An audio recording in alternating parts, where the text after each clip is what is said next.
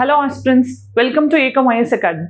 ఈ రోజు మనందరికీ తెలిసిన విషయం ఏంటంటే యూకేలో సార్వత్రిక ఎన్నికలు జరిగే తర్వాత 14 ఏళ్ల తర్వాత లేబర్ పార్టీ నుంచి ఒక వ్యక్తి గవర్నమెంట్ని రూల్ చేయబోతున్నారు. సో ఫస్ట్ థింగ్ మనం అర్థం చేసుకోవాల్సింది ఏంటి అంటే ఇండియన్ కాన్స్టిట్యూషన్కి యూకే కాన్స్టిట్యూషన్కి ఉన్న సిమిలారిటీస్ ఏంటి, ఎలాంటి ప్రొవిజన్స్ మనం యూకే నుంచి తీసుకున్నాం, ఎలాంటి డిఫరెన్సెస్ ఉన్నాయి రెండు కంట్రీస్ మధ్యలో, అక్కడ గవర్నమెంట్ అనేది ఎలా రన్ అవుతుంది, గవర్నమెంట్ ఎలా ఫామ్ అవుతుంది, అసలు పార్లమెంట్ అనేది యూకేలో ఏ హౌసెస్ని కలిగి ఉంది, దాంతోపాటు ఇప్పుడు లేబర్ పార్టీ అధికారంలోకి రావడం వల్ల దాని ప్రభావం అనేది ఇండియా యూకే మధ్యలో ఉన్న ఫ్రీ ట్రేడ్ అగ్రిమెంట్ నెగోషియేషన్స్ని ఎలా ఇన్ఫ్లుయెన్స్ చేస్తుంది, ఇవన్నీ కూడా ఈ వీడియోలో డిస్కస్ చేద్దాం. సో ఫస్ట్ మనం లొకేషన్ ఆఫ్ యూకే ఎక్కడ ఉందని చూస్తే కనుక మీకు యూకే అనేది Great Britain, Northern Ireland, Wales Scotland 4 countries are geographical రీజన్స్ని కలిపి మనం యునైటెడ్ కింగ్డమ్ అని అంటాం యూకే. సో యూకే అంటే 4 పార్ట్స్, మీరు Great Britain, Northern Ireland, Wales, అలానే దాంతోపాటు స్కాట్లాండ్, ఇవన్నీ కలిపి మనం యూకే అని అంటాం. దెన్ ఇప్పుడు అసలు ఇవి ఏమేమి టాపిక్స్ మనం డిస్కస్ చేస్తున్నామంటే వై న్యూస్ అనేది ఒకటి, దెన్ నేచర్ ఆఫ్ పార్లమెంట్ అనేది యూకేలో ఎలా ఉంది, దాంతోపాటు nature of governance system, voting system అనేది యూకేలో కండక్ట్ చేస్తున్నారు, India UK free trade agreement ఏంటి, దాంతోపాటు మనం యూకే నుంచి బారో చేసుకున్న ఫీచర్స్ ఏంటి మన కాన్స్టిట్యూషన్లో అనేది డిస్కస్ చేద్దాం. సో ఫస్ట్ థింగ్ ఇక్కడ ఇప్పుడు బ్రిటన్కి కొత్త ప్రధానిగా ఎవరు ఎన్నుకోబోతున్నారు అని అంటే, ఎవరు ఎన్నికయ్యారు అని అంటే కనుక కీర్ స్టార్మర్స్. సో ఈయన లేబర్ పార్టీకి సంబంధించిన క్యాంపెయినర్ మెయిన్గా. సో ఈయన కొత్తగా బ్రిటన్కి ప్రైమ్ మినిస్టర్ అవుతున్నారు అనమాట. సో మనకు తెలిసింది ఇంతకుముందు ఇండియన్ ఆరిజిన్ ఉన్న రిషి సునాక్ గారు ఉన్నారు. సో ఆయనకు సంబంధించిన కన్సర్వేటివ్ పార్టీ అనేది ఇప్పుడు మెజారిటీని కోల్పోవడం వల్ల ఎలక్షన్స్తో లేబర్ పార్టీ అనేది సిగ్నిఫికెంట్ విక్టరీతో అచీవ్ చేయడం వల్ల ఈ పార్టీకి సంబంధించిన పర్సన్ ఇప్పుడు ప్రధానమంత్రి కాబోతున్నారు అనమాట. సో ఫస్ట్ మనం గుర్తుపెట్టుకోవాల్సింది ఇక్కడ 2 పార్టీ సిస్టమ్ అనేది ఉంది యూకేలో. సో మల్టీ పార్టీ కాదు ఇండియా లాగా, Labour Party and Conservative parties. Then అసలు మనం నేచర్ ఆఫ్ పార్లమెంట్ అనేది, మనం పార్లమెంటరీ ఫార్మ్ ఆఫ్ గవర్నమెంట్ అని మీకు తెలిస్తే కనుక అది మనం యూకే నుంచే తీసుకుందాం. అంటే మన యూకేలో పార్లమెంట్ అంటే ఏమేం కలిపి పార్లమెంట్ అంటారు అంటే House of Commons, House of Lords. మనకి లోక్సభ, రాజ్యసభ ఎలా ఉన్నాయో ఇక్కడ హౌస్ ఆఫ్ కామన్స్ అంటే lower house, House of Lords అంటే అప్పర్ హౌస్ అనమాట. దీన్ని పార్లమెంట్ అంటారు. సో బై క్యామరల్ లెజిస్లేచర్ అనేది కూడా మనం యూకే నుంచే తీసుకున్నాం. సో మరి ఇక్కడ హౌస్ ఆఫ్ కామన్స్ అంటే ఏంటి, లోవర్ హౌస్ నేను చెప్పినట్టు లోక్సభ లాగా. సో ఇక్కడ 650 మెంబర్స్ ఉంటారు. ఆ 650 మెంబర్స్ ఎలా ఎన్నికవుతున్నారు అంటే ఎఫ్పిటిపి, first pass the post system. మన ఇండియాలో కూడా లోక్సభకి ఇదే సిస్టమ్ యూజ్ చేస్తున్నాం. దీంట్లో మీరు చూస్తే కనుక 533 మెంబర్స్ ఇంగ్లాండ్ నుంచి, 59 members Scotland, 40 members Wales and 18 members northern Ireland నుంచి. సో నేను ఇందాకే చెప్పాను వీటన్నిటిని కలిపితే మనం యునైటెడ్ కింగ్డమ్ అంటాం. దెన్ అసలు గవర్నమెంట్ ఎలా ఫామ్ అవుతుంది అంటే ఇండియాలోనే సేమ్గా ఈ హౌస్ ఆఫ్ కామన్స్లో ఎవరికైతే మెజారిటీ ఉంటుందో ఆ పర్టికులర్ పార్టీ అనేది గవర్నమెంట్ని ఫామ్ చేస్తుంది. మిగతా పార్టీ ఏదైతే గవర్నమెంట్లో భాగం కాని వాళ్ళు అపోజిషన్ అనమాట. దెన్ హౌస్ ఆఫ్ లార్డ్స్ అంటే ఏంటి, ఇది అప్పర్ హౌస్. దీంట్లో అప్పర్ హౌస్లో ఏంటి, ఇది అన్ఎలెక్టెడ్ అనమాట. రాజ్యసభ లాగా ఇండైరెక్ట్లీ ఎలెక్టెడ్ కాదు, ఇక్కడ ఎలక్షన్ కాకుండా ఎవరుంటారు, లైఫ్ పీర్స్ కానీ, బిషప్స్ కానీ, లేకపోతే హెరిడిటరీ పీర్స్ కానీ, వీళ్ళందరూ మెంబర్స్గా ఉంటారు. దెన్ ఇక్కడ మెయిన్ హౌస్ ఆఫ్ లార్డ్స్కి ఉన్న ఫంక్షన్ ఏంటి అంటే కనుక ఏదైతే హౌస్ ఆఫ్ కామన్స్ పాస్ చేస్తున్న బిల్ మీద వాటి అభిప్రాయాలను చెప్పడం. వాళ్ళు డైరెక్ట్గా దాన్ని ఆపలేకపోయినా కూడా అమెండ్మెంట్ సజెస్ట్ చేసి దాన్ని ఇంకా ఎలా బెటర్ చేయొచ్చు అని చెప్పి House of Lords, House of కామన్స్కి చెప్పే ఛాన్స్ ఉంటుంది. దెన్ నేచర్ ఆఫ్ గవర్నెన్స్ ఏంటి అంటే కనుక సేమ్ యూకే కూడా మనలానే పార్లమెంటరీ ఫార్మ్ ఆఫ్ డెమోక్రసీని కలిగి ఉంది, కానీ అక్కడ కాన్స్టిట్యూషనల్ మొనార్కీ అనేది ఉంది. మొనార్కీ అంటే ఏంటి మనకు తెలిసిందే ఆల్రెడీ. ఎప్పుడైతే head of the state election ద్వారా కాకుండా హెరిడిటరీ మీన్స్ ద్వారా, అంటే వారసత్వంగా పవర్ అనేది ట్రాన్స్ఫర్ అవుతుందో దాన్ని మనం మొనార్కీ అని అంటాం అనమాట. సో ఇక్కడ మనకు తెలిస్తే కనుక ఇంతకుముందు ఎలిజబెత్ క్వీన్ ఉండేవాళ్ళు, ఇప్పుడు తన ప్లేస్లో చార్ల్స్ వాళ్ళ కొడుకు కింగ్ చార్ల్స్ III అనే ఆయన రూల్ చేస్తున్నారు అనమాట కింగ్గా. సో ఆయన్ని మొనార్క్ అని అంటాం. కానీ మనకెవరు ఉన్నారు అపోజిషన్లో, president of India. President of India directly election కాకపోయినా ఇండైరెక్ట్ ఎలక్షన్ అయినా కూడా దాన్ని మనం రిపబ్లిక్ అని అంటాం. సో రిపబ్లిక్కి మొనార్క్ డిఫరెన్స్ ఏంటి, మొనార్క్లో హెడ్ ఆఫ్ ద స్టేట్ అనే పర్సన్ ఎవరైతే ఉంటారో వాళ్ళు హెరిడిటరీగా ఆ పొజిషన్ ఆక్యుపై చేస్తారు. రిపబ్లిక్లో ఆ పొజిషన్ అనేది ఎలక్షన్ ద్వారా, అదే డైరెక్ట్ అవ్వనివ్వండి, ఇండైరెక్ట్ అయినా అవ్వచ్చు. సో దాని ద్వారా ఎన్నుకునే వాళ్ళని మనం ప్రెసిడెంట్గా చూస్తాం.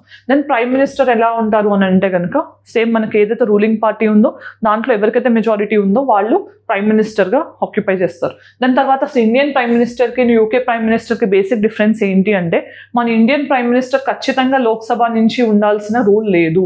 మనకి రాజ్యసభ నుంచి కూడా అవ్వచ్చు. మీకు తెలిస్తే మన్మోహన్ సింగ్ గారు మనకి రాజ్యసభ నుంచే ప్రైమ్ మినిస్టర్. కానీ ఇక్కడ ఈ కేసులో చూస్తే యూకే ప్రైమ్ మినిస్టర్ ఎవరైనా కూడా ఖచ్చితంగా లోక్సభ నుంచి మెంబర్ అవ్వాలి. లోక్సభ అంటే వాళ్ళ హౌస్ ఆఫ్ కామన్స్, అది గుర్తుపెట్టుకోండి. దెన్ క్యాబినెట్, సేమ్ మనలానే క్యాబినెట్ సిస్టమ్, ఎందుకంటే మనం ఈ క్యాబినెట్ ఫార్మ్ ఆఫ్ గవర్నమెంట్ అనేది వాళ్ళ దగ్గర నుంచే తీసుకున్నాం అనమాట. సో క్యాబినెట్ అంటే ఏంటి, ఇంపార్టెంట్ పోర్ట్ఫోలియోస్ ఎవరైతే ప్రైమ్ మినిస్టర్తో పాటు కలిగి ఉంటారో వాళ్ళని క్యాబినెట్ అంటారు. సో ఈ క్యాబినెట్ ఎవరికి అడ్వైజ్ చేస్తుంది, ఇక్కడ ప్రెసిడెంట్ లేరు కాబట్టి మొనార్క్, ఓకే, మొనార్క్ అనే వాళ్ళు సైన్ చేస్తారు. దెన్ ఇక్కడ ఓటింగ్ సిస్టమ్ అనేది యూకేలో ఎలా జరుగుతుంది అని అంటే first past the post system. ఈ first the past the post అంటే మనకు తెలిసిందే కదా. సో ఎవరైతే మెజారిటీ ఓట్స్ని, అంటే హాఫ్ ఆఫ్ ద ఓట్స్ రావాలి అలా ఏం లేదు, ఎవరికైతే మెజారిటీ హైయెస్ట్ మెజారిటీ వస్తాయో వాళ్ళని ఎలక్షన్లో విన్నర్గా డిక్లేర్ చేస్తారు. దెన్ గవర్నమెంట్ ఫార్మేషన్లో కూడా మనకు క్లియర్ కట్గా ఎవరికి మెజారిటీ ఉందో వాళ్ళే గవర్నమెంట్ని ఫామ్ చేస్తారు. సేమ్ సిస్టమ్ ఇండియాలో కూడా ఇంప్లిమెంట్ అవుతుంది. దెన్ ఇండియా యూకేకి ఫ్రీ ట్రేడ్ అగ్రిమెంట్ అనేది ఆల్రెడీ 2-3 years నుంచి నెగోషియేషన్లో ఉంది. సో మనకి ఈ మధ్య తెలిసింది ఏంటి, యూకే అనేది బ్రెగ్జిట్ నుంచి ఎగ్జిట్ అయింది. సో బ్రెగ్జిట్ అంటే ఏంటి, బ్రిటిష్ అనేది యూరోపియన్ యూనియన్లో మెంబర్ కంట్రీగా ఉండేది.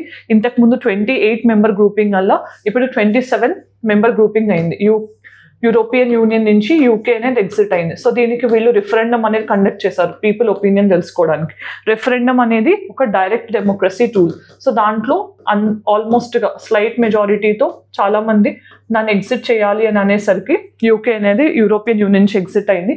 దాన్ని మనం ఏమంటాం, బ్రెగ్జిట్, అంటే British exit from European union.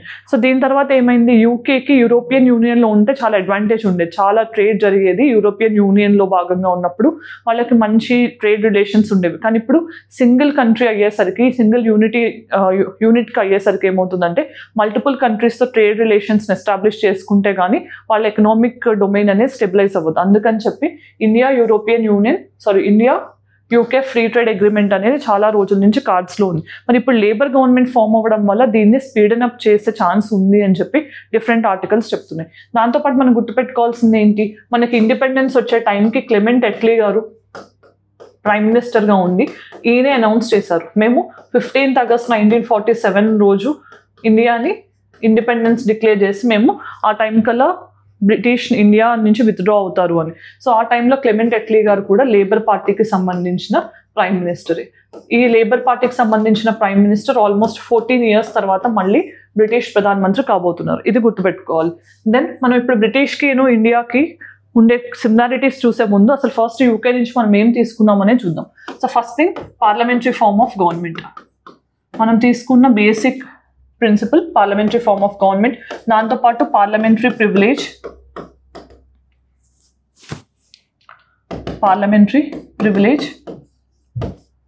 దాంతోపాటు ద కాన్సెప్ట్ ఆఫ్ రిట్స్, తర్వాత క్యాబినెట్ సిస్టమ్ కానీ, దాని తర్వాత rule of law, house of speaker or institution of speaker అనేది కూడా మనం బ్రిటిష్ నుంచి తీసుకున్నాం, బైకామరలిజం,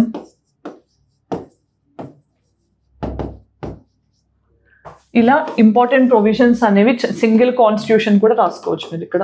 సింగిల్ కాన్స్టిట్యూషన్ అనేది కూడా one of the feature which we borrowed from UK. So దాంతోపాటు ఇప్పుడు మనం సిమిలారిటీస్ చూస్తే కనుక ఆర్ డిఫరెన్సెస్ చూస్తే కనుక బేసిక్ డిఫరెన్సెస్ ఎక్కడ ఉన్నాయి, ఇండియాలో సింగిల్ సిటిజన్షిప్ అనేది ఉంది, కానీ ఇక్కడ యూకేలో డ్యూయల్ సిటిజన్షిప్ కూడా వాలిడ్. తర్వాత ప్రైమ్ మినిస్టర్ అనేవాళ్ళు ఖచ్చితంగా లోక్సభ నుంచి ఉండాలి అనే రూల్ లేదు, లోక్సభ అయినా రాజ్యసభ అయినా. ఇక్కడ ప్రైమ్ మినిస్టర్ ఖచ్చితంగా హౌస్ ఆఫ్ కామన్స్ అంటే లోయర్ హౌస్కి సంబంధించిన వ్యక్తి అయి ఉండాలి. దాన్ని ఇక్కడ మనకి రిపబ్లిక్ అనే సిస్టమ్ ఉంది, ఇక్కడ మొనార్కీ అనేది ఉంది యూకేలో. దెన్ ఇక్కడ లీగల్ రెస్పాన్సిబిలిటీ ఆఫ్ మినిస్టర్స్ అనేది ఉండదు, కానీ ఇక్కడ లీగల్ రెస్పాన్సిబిలిటీ అనేది ఉంది. దాంతోపాటు మనం తెలుసుకోవాల్సింది ఏంటి, ఇక్కడ మనకి రిటర్న్ కాన్స్టిట్యూషన్ అనేది ఉంది, లెందియస్ట్ కాన్స్టిట్యూషన్ అని కూడా అనుకుంటాం కదా, కానీ ఇక్కడ మనకి అసలు అన్రిటర్న్ కాన్స్టిట్యూషన్ ఉంది, దీన్ని కోడిఫై కూడా చేయలేదు. దాంతోపాటు మనం తెలుసుకోవాల్సింది ఏంటి, మనకి ఇండియాలో లెజిస్లేచర్, ఎగ్జిక్యూటివ్, జ్యుడిషియరీ మధ్యలో పవర్స్ అనేవి క్లియర్గా సెపరేట్ అయినాయి. కాన్స్టిట్యూషన్ అనేది మనకి సుపీరియర్ అనమాట. ఇక్కడ ఎవరు సుప్రీం అని అంటే ఇండియాలో కాన్స్టిట్యూషన్ అనేది సుప్రీం, కానీ పార్లమెంట్ యూకేలో ఎవరు సుప్రీం అని అంటే కనుక పార్లమెంట్. అంటే compare to the other organs parliament is supreme and sovereign. ఇక్కడ మనకి ప్రిన్సిపల్ ఆఫ్ షాడో క్యాబినెట్ లాంటివి ఏమీ లేవు. షాడో క్యాబినెట్ అంటే నెక్స్ట్ గవర్నమెంట్ పడిపోగానే ఫామ్ అయ్యేది, కానీ ఇక్కడ షాడో క్యాబినెట్ అనేది ఉంది కాన్సెప్ట్. తర్వాత మనం అర్థం చేసుకోవాల్సింది ఇక్కడ మనకి జనరల్గా స్పీకర్ తన పోస్ట్ని ఆక్యుపై చేసేటప్పుడు రిజైన్ చేయాలి అనే కండిషన్ లేదు, కానీ ఇక్కడ జనరల్గా స్పీకర్ తన పదవి చేపట్టేటప్పుడు తనకు సంబంధించిన పార్టీ నుంచి రెసిగ్నేషన్ సబ్మిట్ చేసి తర్వాత ఆ పదవిలో ఉన్న తర్వాత విత్డ్రా అయ్యేటప్పుడు మాత్రమే మళ్ళీ పార్టీలో జాయిన్ అవ్వడం, ఇలాంటివన్నీ మనం చూస్తూనే ఉన్నాం. సో ఇవి బేసిక్గా మనకి యూకే అండ్ ఇండియన్ కాన్స్టిట్యూషన్కి ఉన్న బేసిక్ డిఫరెన్సెస్ అనమాట. దెన్ డిఫరెన్సెస్ ఏంటనేది మనం ఎక్స్ప్లెయిన్ చేసాం ఆల్రెడీ.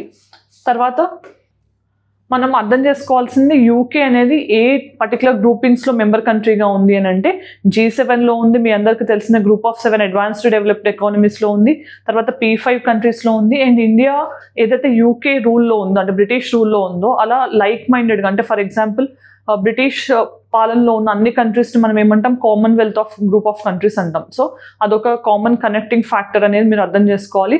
దాంతోపాటు ఇండియా యూకేకి మధ్యలో ఉన్న డిఫెన్స్ ఎక్సర్సైజెస్లో దాని నేమ్ ఏంటి అనేది మీకు తెలిస్తే కనుక ఆన్సర్ కామెంట్ సెక్షన్లో చెప్పండి. దెన్ ఇప్పుడు మనం ప్రాక్టీస్ క్వశ్చన్ ఏంటనే చూద్దాం. So practice question which of the following is not a member of G7. So వీటిలో G7 మెంబర్ కంట్రీ కాంది ఏంటి అనేది ఆన్సర్ కామెంట్ సెక్షన్లో చెప్పండి. దెన్ మెయిన్స్ క్వశ్చన్ క్రిటికల్లీ ఎలనైజ్ the significance of India UK free trade agreement in the context of bilateral relationships, discuss the potential benefits and challenges associated with this agreement. So India UK free trade agreement అనేది ఎటువంటి benefits ని and challenges ని కలిగి ఉందనేది answer try చేయండి. Then video ఎండింగ్కి వచ్చేసాం కదా. ఈ వీడియోలో మనం ఏం డిస్కస్ చేసాం, India UK free trade agreement అనేది ఎందుకు న్యూస్లో ఉందంటే ఇప్పుడు కొత్తగా లేబర్ పార్టీ అనేది గవర్నమెంట్ని ఫామ్ చేయబోతుంది కాబట్టి దాని ఇన్ఫ్లుయెన్స్ ఫ్రీ ట్రేడ్ నెగోషియేషన్స్ మీద ఎలా ఉంటుందని చూసాం. తర్వాత యూకేలో nature of election, nature of governance అనేది ఎలా ఉంటుంది, ఇండియన్ కాన్స్టిట్యూషన్కి యూకే కాన్స్టిట్యూషన్కి ఉన్న సిమిలారిటీస్ ఏంటి, ఎటువంటి ఫీచర్స్ మనం బారో చేసుకున్నాం, దాంతోపాటు ఇంకా ఏం ఫీచర్స్ అనేవి కామన్గా ఉన్నాయి, ఇవన్నీ కూడా ఈ వీడియోలో డిస్కస్ చేయడం జరిగింది. Thank you for watching. All the very best.